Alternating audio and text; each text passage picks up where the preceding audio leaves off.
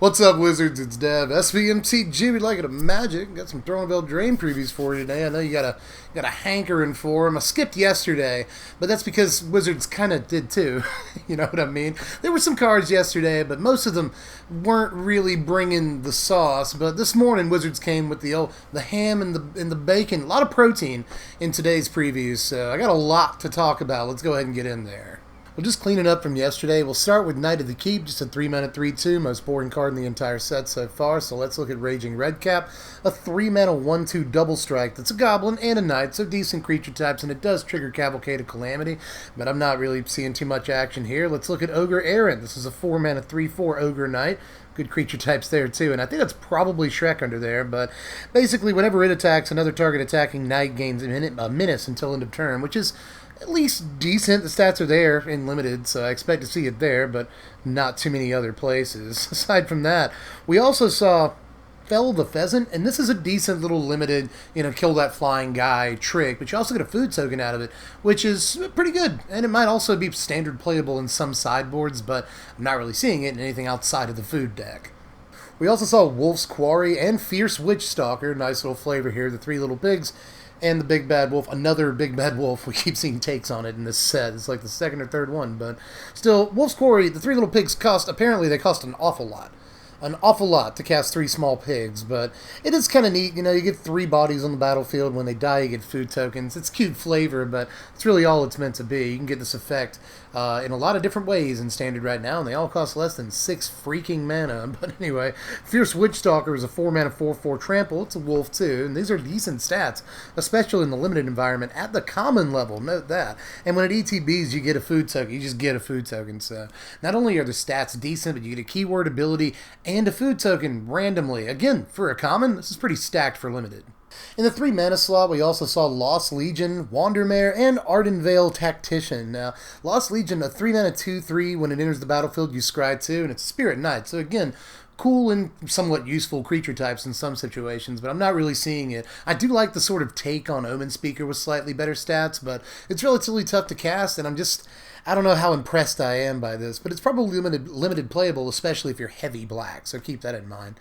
Wandermare is a payoff for adventure cards, and I like that the creature doesn't actually have to have gone on the adventure, just as long as you have a creature that could go on an adventure. Then it benefits Wandermare. It's a 3-mana 3/3 horse. Always love to see horses, and whenever you cast a creature spell that has an adventure, you put a +1/+1 counter on Mare. That's probably going to get there in limited. A 3-mana 3/3 is at least decent stats already in that environment, but it probably doesn't make the jump to any other format. And then Tactician is a 3-mana 2/3 flyer, but Dizzying Swoop is his adventure. Happens at instant speed and only costs 2 mana. You tap up to 2 target creatures. Now, this is at least okay in these aggressive limited decks. Tap a couple of creatures down, get 3 for combat damage, and the next turn you get a flyer. So this card might not look super impressive on its face, but I think this can probably do some cool stuff for you.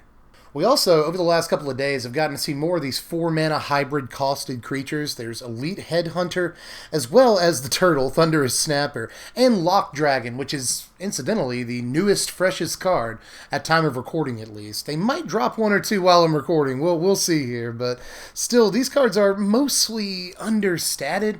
If Devotion does return in Theros, and we know we're going back to Theros at this point in the very next set, so if Devotion does happen in Theros, and these cards are going to get way, way better, but it's still hard to justify these stats. Like Elite Headhunter, 4-mana 2/3 menace is just not where you want to be. And the activated ability, you could make the argument that, especially since it doesn't tap or anything, this is a fine activated ability, but 3 mana is just so steep for this effect. I mean, in most games, it might as well tap because you're only going to use it once in most turns. But that said, this sort of repeatable removal is probably really, really good in limited, so I'd keep my eye on it. Same thing with Thunderous Snapper. This has sort of unanimously been decided in most cases, in most corners of the community. I know, Ziggy's sort of protesting the word unanimous there, and you're right to do so, buddy. But still, from what I've seen in most corners of the internet, this has won the battle of 4-mana hybrid costed creatures, specifically in limited. 4-mana for 4/4 is at least okay stats, and I love all the Turtle Hydra love in the set. Apparently all the hydras on this plane are turtles, which I am surprisingly okay with. But whenever you cast a spell, not a creature spell, just any old spell with converted mana cost 5 or greater, you draw a card. So if you draw like one card off of this in a game of Limited, I think it's more than done its job. A 4-mana 4/4 that draws you a card is probably good enough, but you draw any more cards than that, this looks like a very good card. Now, as far as Lock Dragon, this is a take on Crackling Drake, but it's definitely no Crackling Drake. That said, I guess you could turn the discard into an upside on this. 4-mana 3/2 flyer, that's Snapping Drake stats, and you'll play Snapping Drake in Limited, so it's probably at least okay in that format. But the idea is, enters the battlefield or attacks, you discard a card if you do draw a card, so it's a kind of a rummage.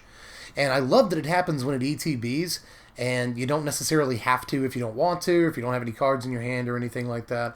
You can just disregard that piece of text. And again, the stats are at least playable in Limited, but I really don't see it going anywhere other than that format. Again, Theros, maybe we'll see Devotion come back, but even then it is difficult to justify some of these stats. Now, one of my favorite cards from yesterday was Edgewall Innkeeper, believe it or not. Just 1 green mana for a 1/1 human peasant, and whenever you cast a creature spell that has an adventure, you draw a card. And again, it makes sure you know that it doesn't have to have gone on the adventure, which is a critical point to remember. But I actually really, really like this, especially along with, Lovestruck Beast, a 1-mana 1/1, which is exactly what you're looking for along with Lovestruck Beast. We've got a couple of those now, and Lovestruck Beast obviously synergizes with itself and its own adventure, but now we've also got Beloved Princess and Edgewall Innkeeper, so we've got no end to the 1-mana 1/1s that we can play and play with Enchanted or Lovestruck Beast. And when we play Lovestruck Beast, we'll get to draw a card if we have our Innkeeper in play, so all that's really good. There's a sort of Selesnya adventure deck that's coming together, and although it looks like more of a draft deck than anything else, I think it could at least be a fun budget experiment in Standard, but who knows, it might be more than that. Now, before I get to the more exciting stuff from yesterday, I want to slip in a card from this morning first, because I think it sort of belongs in this section of sort of less exciting stuff, and some of you are probably going to push back on that, but I'm going to put Revenge of Ravens in this sort of front half of the video section. This is 4 mana for an enchantment. Whenever a creature attacks you or a planeswalker you control, that creature's controller loses 1 life and you gain 1 life. So this is anti-Cavalcade of Calamity tech. And yeah, it looks okay against that deck, but that's the problem. Just okay. You play this on turn 4, and God forbid you miss a land drop, but if you do get this on turn 4, even if you're on the play, it might not be good enough, especially considering that deck just mostly leans on Chandra's Spitfire to deal a huge amount of damage in the relative mid or late game to finish things off. And this really isn't going to do that much against Spitfire swinging in for a billion damage. So I'm a little apprehensive. I want this to be good against Cavalcade, but it probably should have cost 3 mana if it was going to be the sideboard tech against that deck. Here's another card from this morning, actually, before I get to some more impressive stuff from yesterday. This is Countryside Villa. It's the next in the Witch's Cottage cycle, or at least the cycle that started with Cottage, but this is a little bit less impressive, I think, than Cottage was to me. This is a land, and it counts as a plains, just like Cottage counted as a swamp. And when it enters the battlefield, it enters tapped, unless you control 3 or more other plains. And if it enters the battlefield untapped, you put a +1/+1 counter on target creature you control. Now, the problem is, I'm not sure that the aggro decks that would probably want to run this want to run a tapped land. Sure, after turn 3, it would have essentially come into play untapped, but you really don't want anything to wreck your curve in the early game, and if all you start with is, a 2-lander that involves a plains and this card, that's probably going to feel bad in your mono-white aggro deck, so I'm just not sure that this is going to work. It kind of has the same problem that Memorial to Glory had in the last Standard, where, yeah, you want to create 2 tokens, but you don't want any lands that enter battlefield taps, so I'm just really not sure how well this is going to work out. Now, back to yesterday for a second. The best joke of the day was Oathsworn Knight. This is 3 mana, 1 and 2 black for a 0/0 human knight that enters the battlefield with 4 +1/+1 counters on it. It attacks each combat if able, and if damage would be dealt to it while it has a counter on it, you prevent that damage and just remove a +1/+1 counter on it. So if you don't get the joke, it's the Black Knight from Monty Python, Whenever when he has to attack every single combat, so he's needlessly aggressive. Whenever he takes damage, he's like, "'Tis but a flesh wound," and he just keeps coming at you. It's a great great, flavorful joke, but I'm just not sure how good the card actually is, especially when we've just seen two, like, knockout black 3-drops that are just much better on their face than this card. I'm not sure how good it actually is, but man, you crushed the reference, Wizards. Good job on that. Now, there was also a cycle of color hosing cards yesterday, and these are pretty exciting, starting with Oakham Adversary. This is 4 mana, 3 and a green for a 2/3 Elf Warrior, and it costs 2 less to cast if an opponent controls a green permanent. It has Death Touch, and when it deals combat damage to a player, you draw a card. So, a 2 mana overstated Ophidian with Death Touch against green decks, it seems pretty good, in my opinion. Note that this entire cycle hoses its own color, which is pretty unique, but this is the kind of thing, man. Like, it could come out of the sideboard and just wreck some decks, but I'm just not really sure, at the end of the day, that it's going to be better than a lot of other sideboard options you could be playing. So, I will say, to this. It seems a little weird to say to a card with this text, but in a lot of games, you can't main deck it because you're not going to be guaranteed to cast it at 2 mana. You cast it for 4 mana, it's a pretty bad card, so I'm just not sure that this is really playable because it's relegated to the sideboard, but you only get 15 slots, and I'm not sure this really makes the cut in that case either. But we'll move on to Redcap Brawl. This is just 1 red mana for an instant, and it deals 4 damage to a creature or a planeswalker. If this deals damage to a non-red permanent, you sacrifice a land. Now, sometimes you're going to be hitting a red thing, and this is just 1 mana for 4 damage to a thing, and that is a really, really, really good rate. Like, that's probably worth some sideboard slots, but at the same time, I could see a world where sacrificing a land is kind of an upside, I guess the Red Cavalier counts lands in your graveyard. There's a few other things that you might care about, but turning this into an upside is probably going to be relatively difficult. But I could see some decks doing it, and decks that do put a lot of lands in their graveyard or want to put lands in their graveyard will almost certainly just auto-run this card because it's an amazing piece of removal for them. And I will say, too, in aggro decks, just to kind of cap this card off, pun intended, but anyway, I will say that in aggro decks, you probably don't mind sacrificing lands if you have any more than like 3 lands out. Once you hit your 4th, 5th land, depending on if you're playing 4 and 5 drops, you probably really aren't that uncomfortable sacrificing a random mountain or plains or something. So I could see this going in to certain decks here because 1 mana is just an insane rate for this. But speaking of 1 mana being an insane rate, here's Sonic Intrusion or Sound Intrusion. There's been a bunch of different translations for this name, but I'm more worried about the text box than the name on the card. This is just 1 black mana for a sorcery. Target opponent reveals his or her hand. You may choose a non-land card from your opponent's hand. If you do, your opponent exiles that card. Now, if a non-black card was exiled this way, you exile a card from your hand too. Hello, this is my face. I think this card is very, very good. Quite good. I won't go so far as to be like, this card's a mistake, but I will say, I've seen a bunch of people tripping over themselves, especially on the Spikes subreddit. Love you guys, but I just got to throw this out here, who are just having a conniption fit telling you that card disadvantage is a bad thing and you never, ever want it. And yeah, that is the conventional wisdom, but sometimes I think that's the problem with Spikes as a subreddit. Again, I love this subreddit, so I'm not trying to say anything bad about you guys. I guess I am, technically, so I apologize. Let's just hope you can take the criticism. There seems to be just a set... There's a bunch of rules, right, for deck construction and for sort of gameplay that you just have to follow if you're a Spike. And I understand that. And I probably could be putting this more concisely, more succinctly, but I think you know the basic attitude I'm talking about, especially if you frequent that subreddit. If a card is outside of certain parameters that make a card good during evaluation, well, then there's just absolutely no way that card is good. And when a card causes you card disadvantage, well, that is right out. And there is no way, sir or madam, that card is going to be playable. This time, I think I disagree. I think it might actually be well worth causing yourself a card disadvantage in order to play this card, even if you're not nabbing a black card with it. If you do get a black card with it, well then congratulations.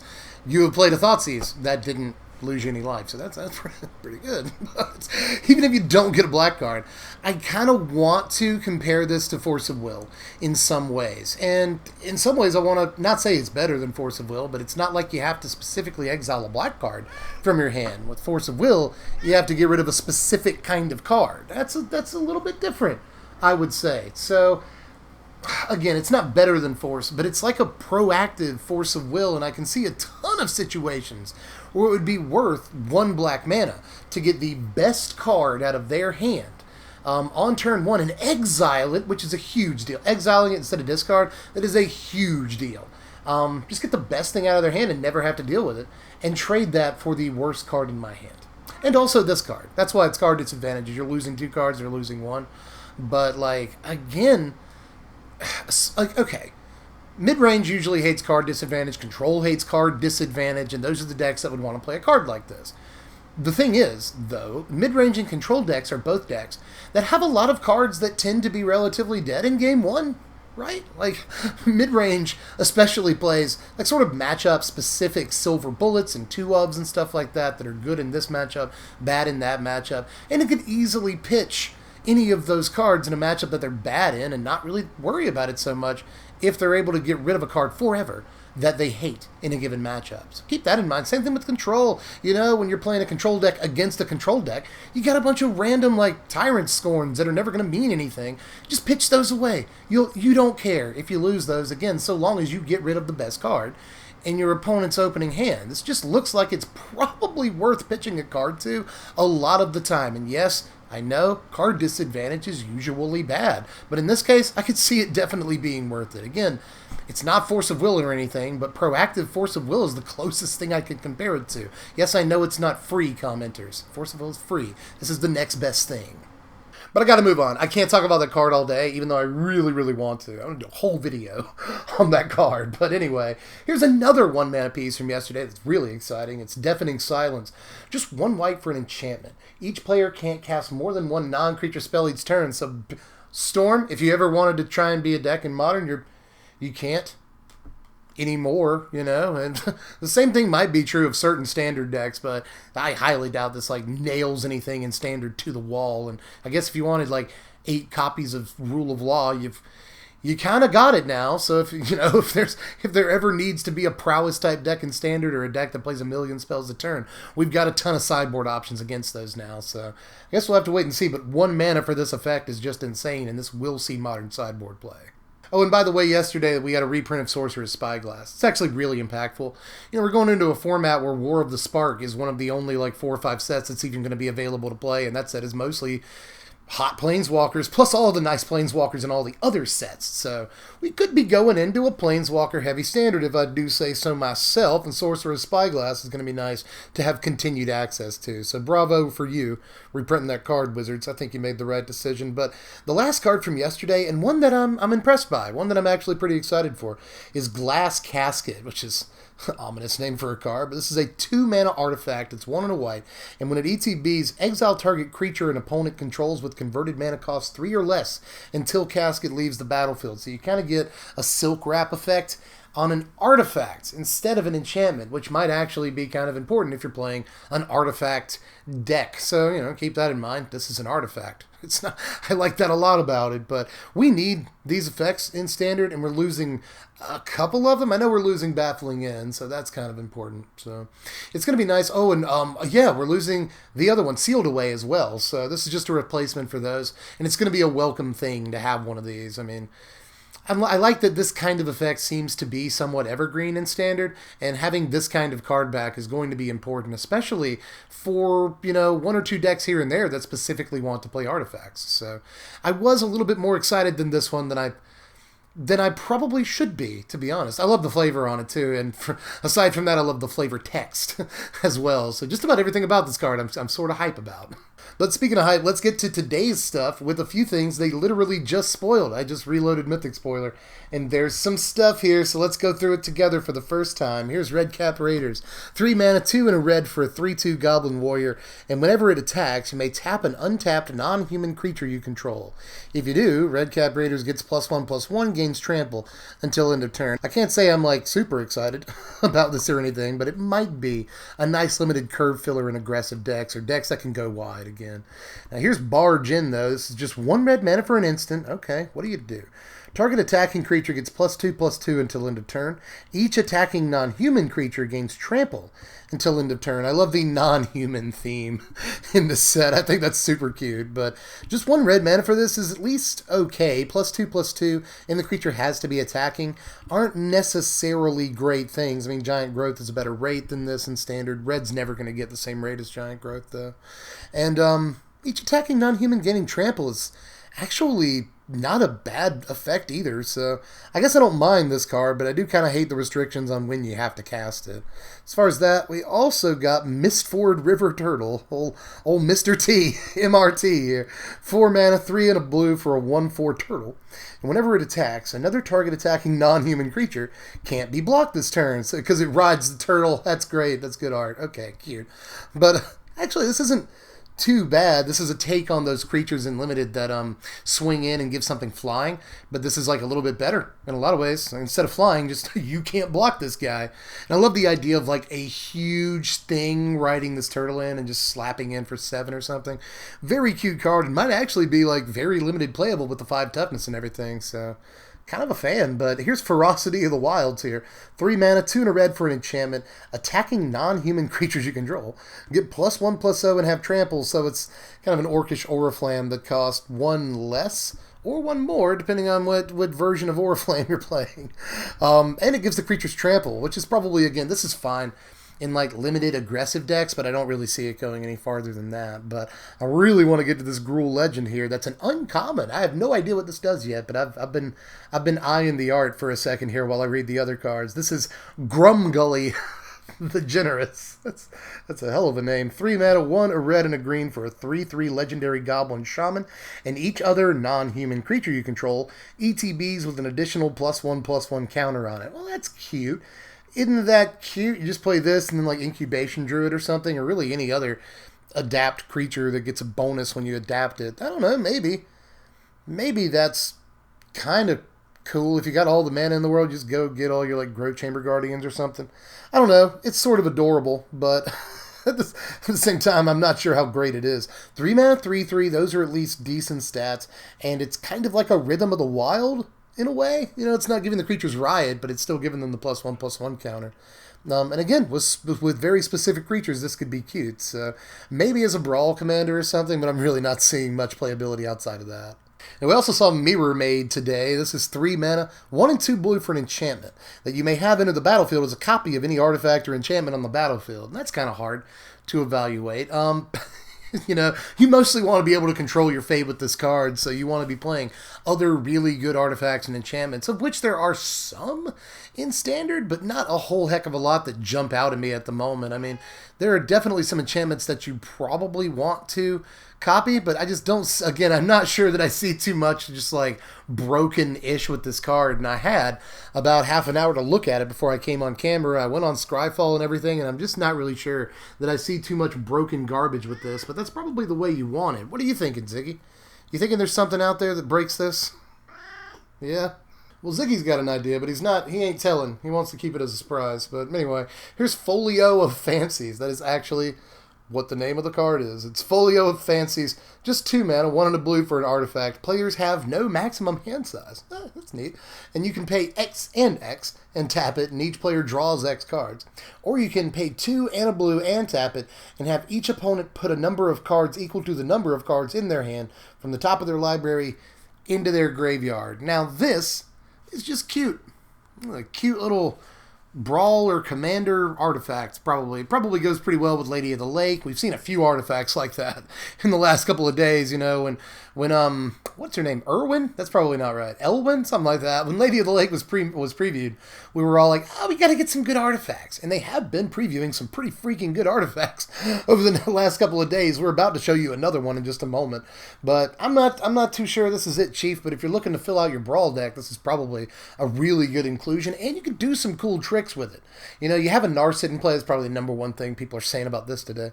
You have a Narset in play that basically just says, you know, XX tap, you draw X cards, which is mostly much better, but of course, if you want to maximize how good the last ability on this is, then you do want your opponent to draw those cards. But this is where cards like Rule of Law and that 1 mana thing that keeps them from playing more than 1 non-creature spell a turn, that's where stuff like this, or those cards come in. They like combo pretty well with this to make sure they can't spend all the resources that you're giving them, but you're also milling the crap out of them like every single turn. So I think this might be an interesting little build around, but it looks mostly like some dank jank, but not a real card.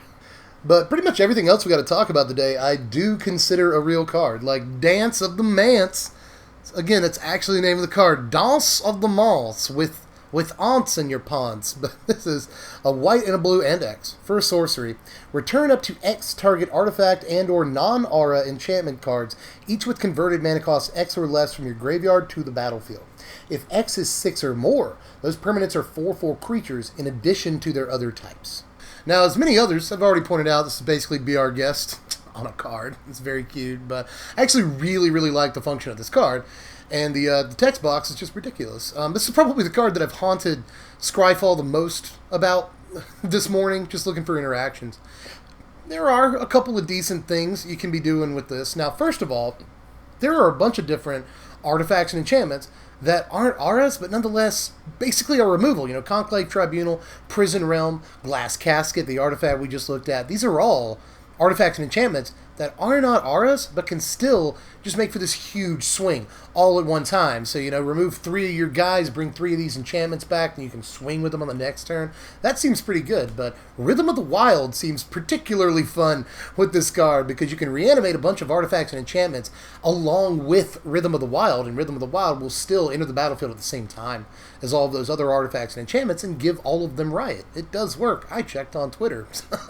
But, you know, you can reanimate Rhythm of the Wild along with a bunch of other stuff and basically give all that stuff haste. So if you're able to do 6 or more, then suddenly you're able to get back like 6 different artifacts and enchantments with converted mana cost 6 or less, including Rhythm of the Wild, and just swing for 1 billion damage all at one time with haste. That would be really nice, and you don't even necessarily have to be playing all 4 colors, so long as you can, you know, consistently, reliably put Rhythm of the Wild into your graveyard and then get it out by reanimating it. This card kind of reminds me of a Replenish and an Opalescence just kind of jammed together, and I loved that deck way back in the day. Just one of my favorite decks from the late 90s. And I kind of love what they've done with this. They just jammed the 2 cards together, and I can't wait to like try and do something with this. And it really changes the way you look at artifacts and enchantments that get spoiled from now on. Oh, and by the way, on the subject of artifacts, here's Stonecoil Serpent. We're getting into the real stuff, y'all. This is X. It's X for a 0/0 artifact snake with reach and trample and protection from multicolor. And it ETBs with X +1/+1 counters on it. No big deal, right? Even more endless one, I guess you want to call this. Although the best nickname I've seen for this is Boa Constructor. That's good. Very cute, you people on the internet. You're doing my job for me. I can't do better than Boa Constructor. That's very good, but so is this card. You know, I don't love Ugin's Conjurate. I don't even love Endless One, but this is going to be just basically the best version of this card that's ever been printed. Trample and Reach are both insanely impactful abilities on a card like this specifically. If you play it in the late game, you sink all your mana into it because you top decked it, and it comes down as a 7/7 or something. Having Trample, very impactful. Your opponent can't chump it for the rest of the game. That's going to be very important, but as far as the reach goes, you can just play this in the relative early game and block small flyers or even block big flyers in the late game. That's important too if you're looking for defense rather than offense, but it plays both roles really, really well and fills out your curve nicely too. Even if you're not casting this for 5, 6, 7 mana, just casting it for 3 mana, having a 3/3 Trample Reach Pro multicolored, which we'll get to in a second, it's actually the best part of the card, is actually, those are just good stats. Those are always going to be good stats and abilities for the cost. And it's protected from a fair amount of removal going into the next standard. Things like Deafening Clarion, Justice Strike, Tyrant Scorn, Enter the God Eternals. There's a ton of removal that this is immune to, not to mention 3 Fairy. You know, 3 mana to Fairy, completely immune this is to it. So, whew, and there's a bunch of other cards it's immune to, by the way. You know, protection from multicolored is actually a very, very nice ability to have when we just had a whole block based on multicolored cards in the Ravnica sets. So, Yeah, this actually looks insanely playable to me in any deck. Any old deck can play it, and the ramp decks are going to want it all day, but it might be a sideboard option for nearly any deck in Standard. It's like that. But you think we're done with crazy stuff? Not even son or daughter. You could be. But anyway, here's 3 mana, 1, a green, and a white for a 0/0 Treefold Druid, another 0/0. And this one has Vigilance. And it also gets +1/+1 for each color among permanents that you control. So it's always at least a 2/2. It also taps. And for each color among permanents you control, you add 1 mana of that color. So again, it's always tapping for at least 2 mana. So a 3 mana 2/2 that taps for 2 of any color and just randomly has Vigilance. It's not bad.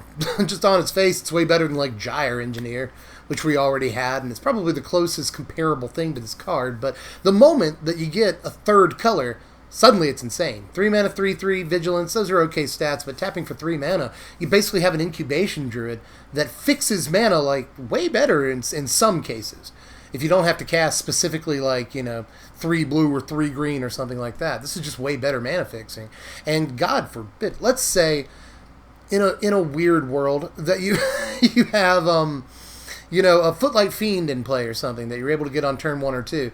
You play this on turn 3, and then suddenly it's a 4/4 Vigilance that taps for 4 colors. That might be tough to get that mana, but it might also be worth it in the end. And especially in like Niv Mizzet decks and stuff, this just eventually taps for a Niv Mizzet. That also seems pretty good to you boys. So I like a lot about what's going on with this card, because it can either just be a big creature that swings in vigilant and still taps for a bunch of mana. That's pretty good. Or it can just strictly be a mana production card, which it actually looks pretty decent as on its face too. So I like a lot about this. Oh, and by the way, stupidest trick of any card today. Let's say you do have this in a Footlight Fiend out. Well, if you add Gauntlets of Light to that equation, you have infinite mana. So long as you don't want white mana, you have infinite mana. You can do pretty much anything with. Stupid janky 3-card combo, but if you want to make it work, it exists.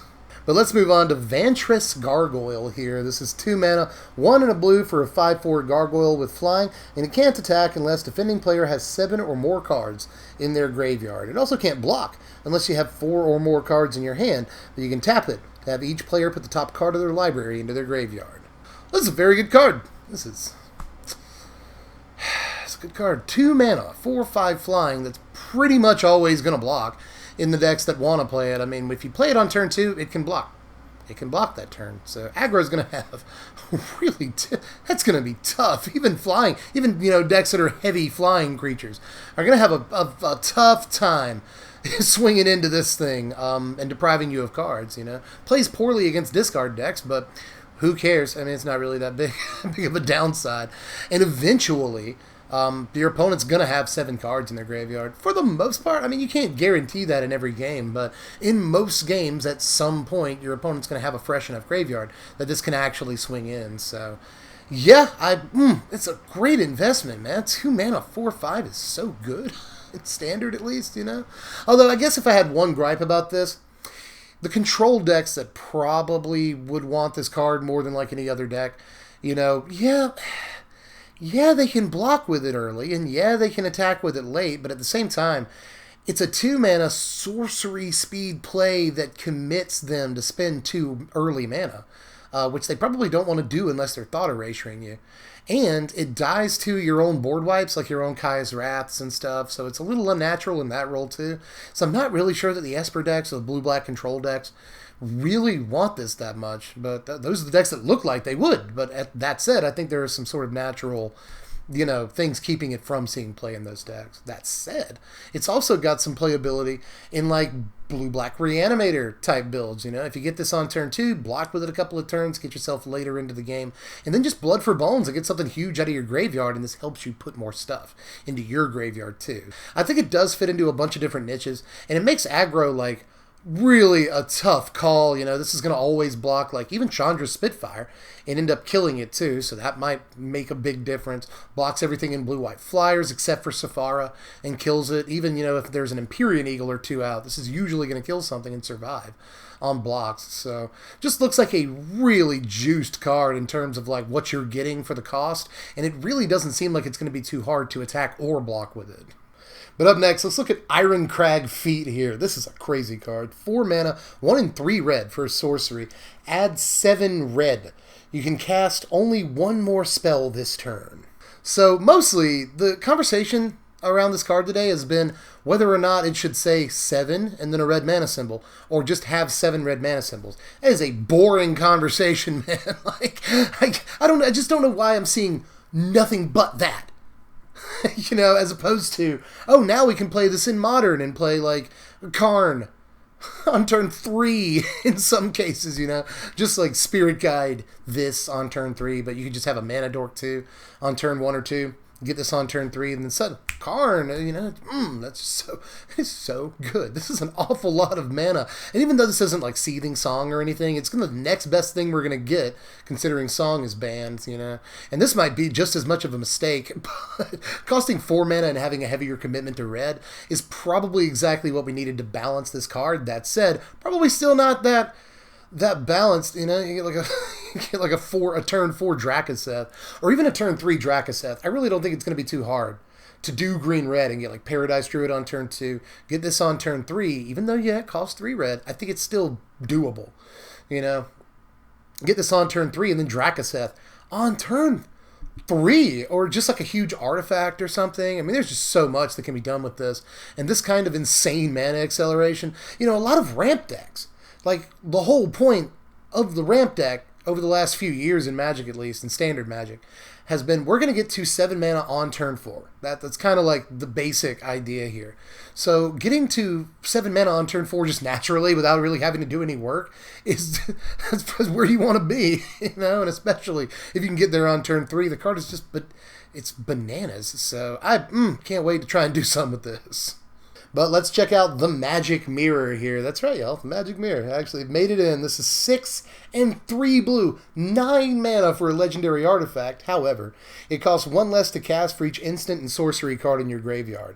You have no maximum hand size. At the beginning of your upkeep, put a knowledge counter on Magic Mirror. Then draw a card for each knowledge counter on Magic Mirror. It's going to be pretty easy to cast this for 3 blue mana. It is, you know. How easy is it to adapt to Terramander right now for 1 blue mana? Pretty easy in the decks that play Terramander, especially like the Is It Drakes deck. It's a little tougher in the mono blue deck, but in like blue-red Drakes that play Terramander, it is incredibly easy to adapt your Terramander on a really early turn. So I imagine it's going to be fairly easy to get this for 3 mana. It takes a whole turn to start generating value, and even then, it takes a couple of turns to start generating real value, but once you're able to survive for like 2 turns with this card out, then suddenly it's going to win you the game. Like, it's going to draw you, 2 cards on an extra turn, 3 cards on another turn, 4 cards, 5 cards. Like, if you can't win by like the 4th turn you have this out, then you probably need to reevaluate your deck. Compare this to Search for Azcanta. You know, Search for Azcanta can't flip over until you have X amount of cards in your graveyard. This you can't play until you have X amount of cards in your graveyard. So it's very similar in that way. You know, you get this down, just like Search for Azcanta, it takes a few turns to really start generating real advantage for you. But once you do flip over a Search for Azcanta, every turn you have it out, it just generates this massive advantage. And that's by essentially drawing you 1 card a turn. This, you could technically say, is even better than a card like Search for Azcanta, because it's going to stay out for 2, 3, 4 turns and end up drawing you like 7 cards. It's absolutely insane. And if you can protect it the way you need to protect it and keep it out for, again, just a couple of turns, it's probably going to end up winning you the game. This is just unbelievable card advantage. But even that is not my favorite card of the day so far. Ladies and gentlemen, Bone Crusher Giant, the last one I want to talk about so far, or at least the last card to talk about today, so far at least. This is 3 mana, 2 and a red for a 4/3 giant. Now, the creature half is, whenever it becomes the target of a spell, it deals 2 damage to that spell's controller. But it can go on an adventure, and that adventure is Stomp. Just 2 mana, 1 and a red for an instant. Damage can't be prevented this turn. Stomp deals 2 damage to any target. Now, I just want to clarify, when I say my favorite card of the day, what I'm actually saying is the one that is the biggest slam dunk for standard playability without even having to evaluate it, without having to be ambivalent, analyze pros and cons. What is the easiest shoe-in, just windmill slam for competitive play. And I think this is probably the one today, you know? This is just the best replacement for a card like Goblin Chainwhirler, and I can't argue that it's better than Chainwhirler, but in some cases it's going to be. Not all the time, and certainly not most of the time, but it does have the extra point of power, so if it's swinging in and going unblocked, it's going to do a little bit more damage, especially after the first attack step, because the first attack step, you're technically just catching up with Goblin Chainwhirler in damage. But anyway, enough math for today.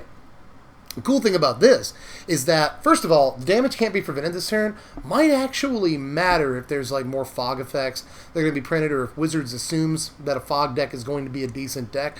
This isn't the first card we've seen with this ability. Like, what was the green 4-drop, Questing Beast.